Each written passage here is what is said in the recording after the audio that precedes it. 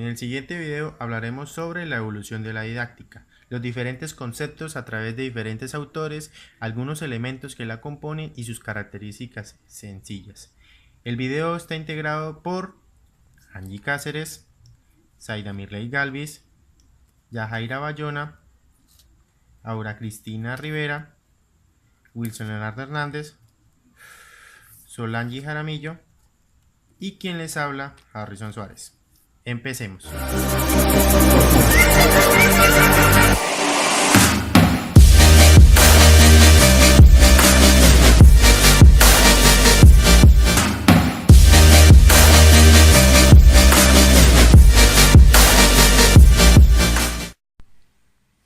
Bueno, en el año 1629,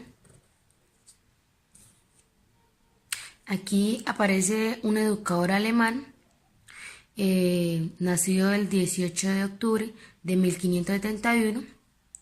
Él es Radke, es este señor que a continuación le vamos a mostrar.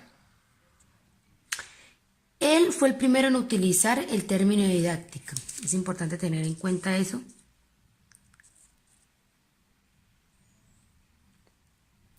Para referirse al investigador que estudia los principios y reglas de la enseñanza.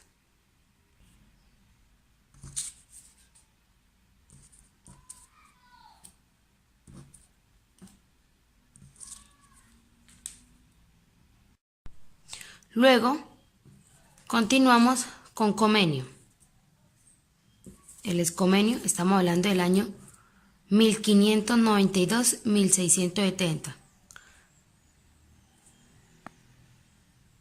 Para los que no saben quién es él fue un teólogo, filósofo y pedagogo nacido en la actual República Checa.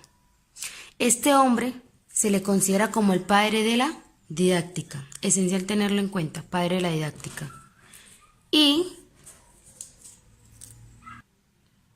su tesis se basó en el convencimiento. Él dice que la educación es un papel muy importante en el desarrollo de las personas.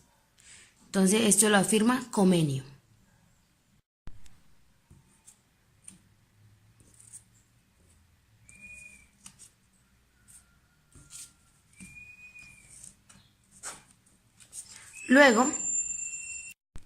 Luego en el siglo XVII surge la definición del objetivo de la educación, que es formar al ciudadano y convertirse en la prioridad, puesto que el progreso deberá ser dirigido a valores sociales, liberales y humanistas, y escolaridad como función necesaria del Estado.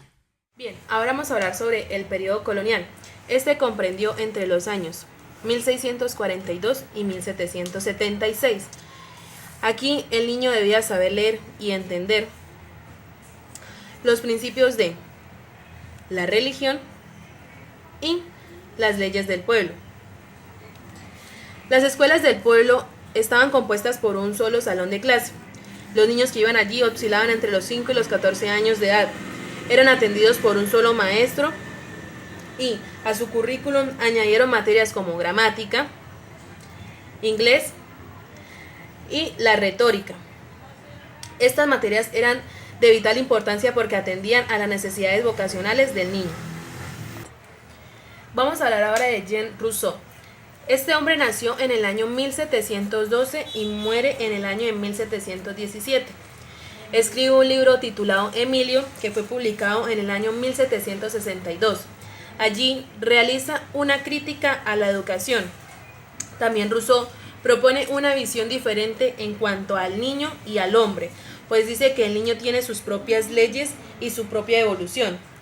También propone una visión diferente de los métodos de enseñanza y destaca la comprensión a la infancia. También es uno de los hombres que dice que la educación tiene vital importancia en los primeros años de vida del infante.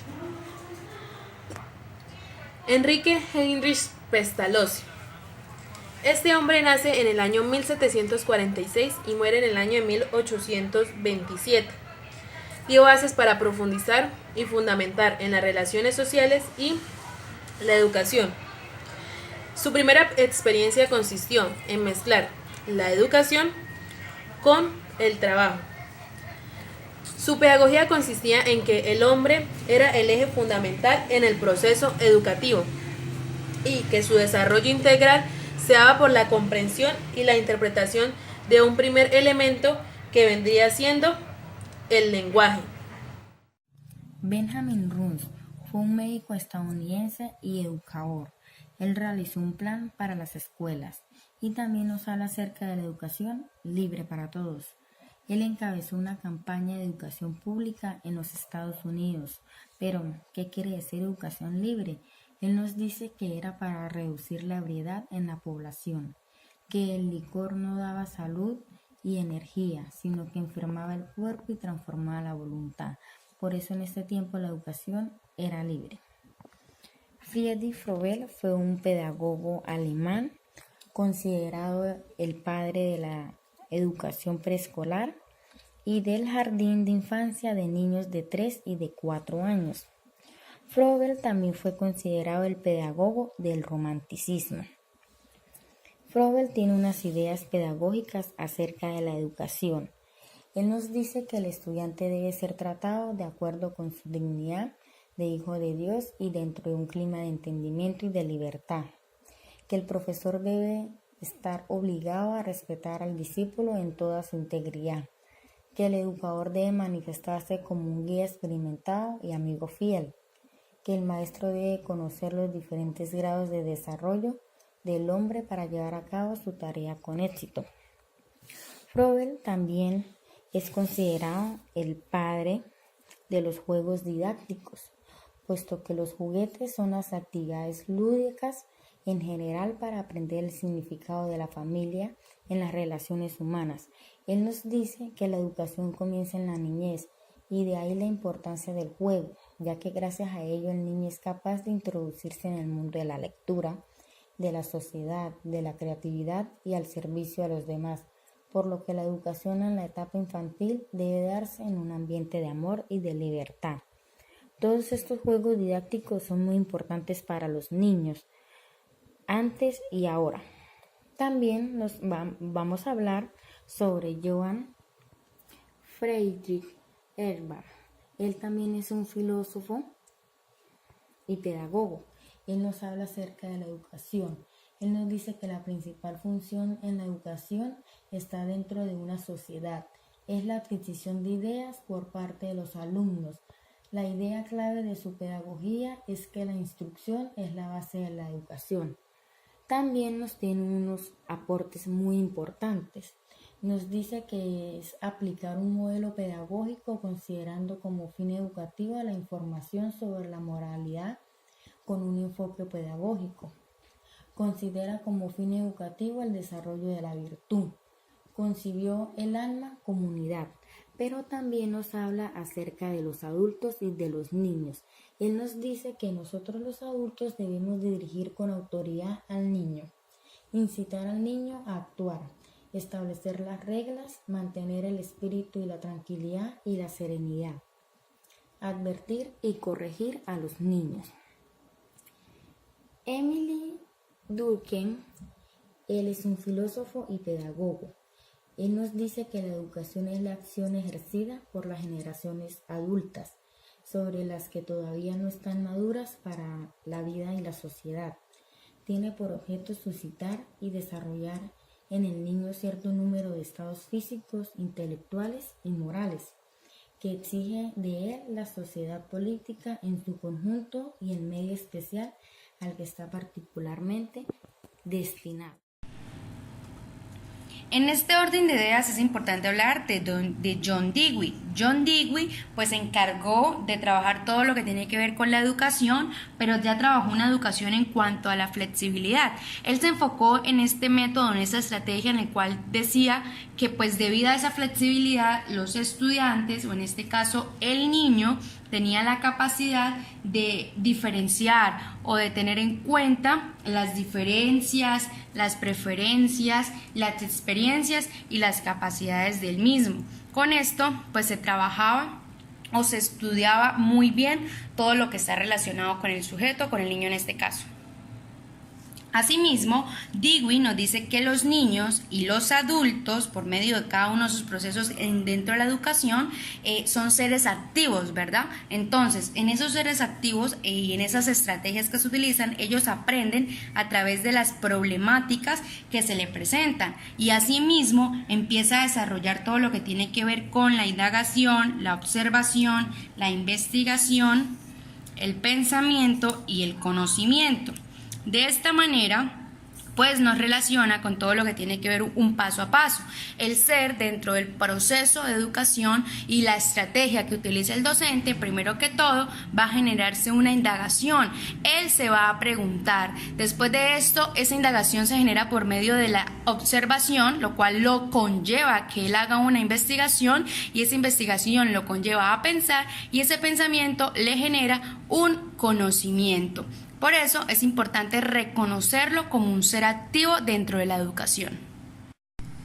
Asimismo, dentro del desarrollo de la didáctica nos encontramos con la señora María Montessori, el cual, pues ella se habla ya de una renovación de unos métodos pedagógicos alrededor del siglo XX.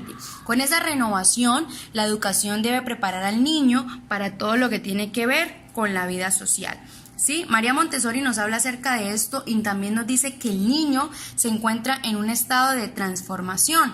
Este niño, al encontrarse en ese estado de transformación continua, que tiene que ver con transformación no solamente de conocimiento, sino también corporal, mentalmente, de ética, y debe promover siempre un ambiente, es decir, por medio de esa educación, a un ambiente adaptado a su personalidad, buscando así que él cree su propia independencia, pero a su vez respetarla, porque este niño o esta niña es el ser fundamental y primordial dentro del método de María Montessori. A su vez nos encontramos con Ovidio. Ovidio, dentro de la didáctica y dentro de todo este proceso, creó un método pedagógico en el cual pues basa sus postulados en la escuela de la vida para la vida, es decir, para el señor Ovidio, el ser o el niño en este caso debe estar dentro de su autonomía y asimismo el docente debe permitir que el estudiante siempre esté en la búsqueda del conocimiento. Asimismo, tenemos el docente como aquel ente que permite que el niño y respeta a su vez la búsqueda de ese conocimiento, y tenemos que el niño dentro de su vida social busca ese conocimiento y se respeta. De esta manera, pues se puede hablar de una didáctica ya en cuanto educativa. En este caso, se habla de unos autores que han aportado, pues, como lo son estos señores, procesos o aportes, como ya mencioné con anterioridad, importantes para tener en cuenta, primero, cómo llevar a cabo el proceso educativo y segundo, cómo permitirle al niño relacionar su educación con su vida social y así formar didácticamente al ser. En el siglo XX se creó la educación nueva. Esta está centrada principalmente en el niño y en el medio que éste se desarrolla. Se caracteriza por reducir el papel del docente, tener presente los intereses y capacidades del niño, fomentar la creatividad, el sentido crítico y la sociabilidad. Esto da paso a lo que se conoce como didácticas activas, cuyo propósito es educar por y para la vida. Propone formar hombres y mujeres que responden a la vida individual y grupal. Por otro lado, Roger Cousinet, 1881 a 1973, creó el método del trabajo colectivo, que hace referencia al trabajo en equipo que emplea la investigación, la observación y el análisis. El profesor está a disposición de sus alumnos. Él debe convertirse en un amigo para el estudiante, para que así el aprendiz adquiera confianza y se desenvuelva en su entorno educativo. Y a esto lo llamó la escuela nueva. Alexander Newell, 1883 a 1973. Aporta que la escuela debe formar niños libres y felices. La escuela es una preparación para la vida y para el trabajo. También dice que educar se debe hacer con mucho amor. Bueno, y en estos momentos nos dirigimos a lo que tiene que ver con el objeto de conocimiento de la didáctica. En este caso en particular tenemos que entender que la didáctica es un proceso recíproco entre la enseñanza y el aprendizaje, entendiendo que estos dos elementos van de la mano. Y lo que busca la didáctica como tal, en este caso es mediante una serie de procedimientos, de técnicas, realizar o alcanzar una determinada meta de aprendizaje. Todo ello mediante la causa y efecto entre enseñanza y aprendizaje. Entonces, ¿cómo se lleva a cabo esto? Esto se lleva a cabo mediante la transposición didáctica. Cuando hablamos de transposición didáctica, nos referimos al modelo que ejecuta el docente al tomar diferentes acciones que llevan a cabo un proceso significativo en el estudiante. Entonces, entendemos como esa transposición didáctica como el proceso mediante el cual el docente selecciona el contenido que va a impartir y la forma como lo va a impartir. Bueno, y continuando con esta transposición didáctica nos encontramos con algo fundamental, una serie de interrogaciones al momento de hablar de la didáctica, en este caso como lo son: ¿qué voy a enseñar? ¿Para qué voy a enseñar esto? ¿Cómo lo voy a enseñar? ¿Qué voy a evaluar? ¿Y cómo va a ser evaluado? Estas son las interrogativas o las incógnitas que se plantean al momento de hablar de didáctica fundamentalmente. Bueno, y ya habiendo definido lo que es el objeto de conocimiento de la didáctica y la transposición didáctica, y a su vez haber hablado de las principales interrogantes o preguntas que surgen al momento de hablar de la didáctica, es necesario definir qué es la didáctica. Entonces, para ello es necesario remitirnos a una serie de autores. En este caso nos encontramos con el primer autor, que es Amedeo G. Nerisi, el cual nos dice que la didáctica es el proceso de dirigir el aprendizaje. Entonces, el docente es visto como un guía que mediante diferentes recursos técnicos tiene un objeto en particular, una meta de aprendizaje específica. Entonces, mediante este proceso de dirigir, el docente debe llevar a cabo diferentes procesos para que esa meta sea cumplida, ¿sí? A su vez, nos encontramos con lo que es la definición de didáctica de Fernández, Sarramona y Tarí, el cual nos dice que el proceso de la didáctica es orientar hacia la acción educadora mediante un proceso sistemático, un paso a paso, planteando una serie de situaciones donde el estudiante pueda desarrollar sus máximas capacidades y llevar a un estado superior en la cognición. Ahora nos vamos con lo que es Luis A. Mateus, ¿sí? El cual es muy similar a lo planteado por Fernández, Sarramona y Tarí. Nos dice que el proceso de la didáctica es orientar el aprendizaje. ¿Cómo se da esto? Mediante un proceso práctico. Le dan prioridad a las actividades prácticas donde el estudiante logre desarrollar habilidades que le permitan desenvolverse en el diario vivir, ¿sí? A su vez nos encontramos con lo que tiene que ver la definición de didáctica de Ángel Díaz Barriga, el cual ve la didáctica como un proceso de modificar la práctica docente. En este caso nos habla de que el docente debe estar innovando constantemente. En este caso debe plantear situaciones que le permitan al estudiante desarrollar sus habilidades de manera autónoma, de manera propia, ¿sí? Todo eso mediante la innovación. Paso a paso el docente irá evolucionando en su quehacer docente, ¿sí? Ahora tenemos a De la Torre. De la Torre nos dice que la didáctica es el proceso de formación y desarrollo personal en contextos dados por el docente. El docente debe crear ambientes de aprendizaje óptimos para el proceso de enseñanza. Por último nos encontramos con Fernández Huerta, el cual nos dice que el proceso de la didáctica es visto como la interpretación y la práctica de procesos intencionados por parte del docente. Vemos una relación entre Fernández de Huerta y De la Torre, viendo que estos dos plantean la didáctica como un proceso de llevar al estudiante a otro nivel con determinadas situaciones en ambientes de aprendizaje. Siguiendo con lo que anteriormente habíamos mencionado, vamos a tocar lo que son los elementos de la didáctica, ¿sí? Son aquellos elementos que comúnmente están constituidos dentro de un aula escolar, es decir, en la apropiación del aprendizaje. Estos elementos los podemos conseguir como en los siguientes nombres: El primero es estudiante, alumno, aprendiz. El segundo, lo que es el docente o tutor. El tercero, los objetivos de competencia. Los cuartos, los contenidos a trabajar, los métodos y las didácticas para la enseñanza y los recursos o material didáctico, ¿sí?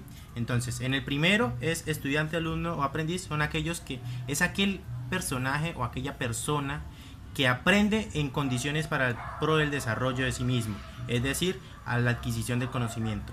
El segundo es la persona quien orienta la enseñanza y diseña los métodos y las estrategias de adquirir el conocimiento, ¿sí? Los objetivos y las competencias son aquellos que se pretende lograr en la adquisición del conocimiento. Los contenidos son aquellos programas o aquellas temáticas que en sí se desarrollan en el aula para la adquisición del aprendizaje entre docente y estudiante, ¿sí? Los métodos y las técnicas son independientes, es decir, cada actividad depende del docente para aplicarlo en el momento de adquisición del aprendizaje. Y los recursos no materiales son aquellos material de apoyo que en sí utilizan para la adquisición del conocimiento en el estudiante durante el aula de clase. Bueno, seguidamente vamos a hablar sobre lo que es los objetivos de la didáctica, ¿sí? Lo que tenemos en cuenta para trabajar qué es la didáctica a través de la misma evolución, ¿sí? Pero esto se va relacionado a la misma educación. ¿Con qué fin tiene la didáctica? ¿O qué fin tiene la didáctica? ¿Sí? Llevar un propósito a la educación, que la educación se vea amena en el área de trabajar, ¿sí? Teniendo en cuenta lo que es la enseñanza y el aprendizaje en el momento pedagógico, es decir, teniendo unos planteamientos de actividades exactos para que la enseñanza se vea amena. Teniendo en cuenta esto, hay que trabajar también lo que son los nuevos conocimientos provenientes de la misma biología, la misma sociología, la misma filosofía y lo que conlleve a la psicología, que va enlazado al mismo ser humano. Todos estos nuevos conocimientos van enlazados mucho a lo que es el ser humano. Para que la didáctica se desarrolle bien hay que tener unas actividades de aprendizaje, y estas actividades de aprendizaje van relacionadas mucho a la didáctica del docente, para que vaya pensando mucho en lo que es la edad evolutiva del estudiante, es decir, los grados de educación que se vean en el desarrollo. ¿Con qué fin se lleva esto? Para guiarnos. ¿Guiarnos a qué? A la organización de la misma actividad de aprendizaje, para que esto se lleve a los esfuerzos de la adquisición del aprendizaje y no sean inútiles en el momento del aula. Ya por último vamos a hablar sobre en la misma evolución de la didáctica, las didácticas contemporáneas. ¿Esto qué tiene que ver? Son las metodologías interestructurales que llegan al mismo poder de las actividades del aprendizaje. ¿Qué quiere decir interestructurales? ¿Sí? Pues es que son la combinación de enseñanza y aprendizaje, teniendo en cuenta un fin, ¿sí?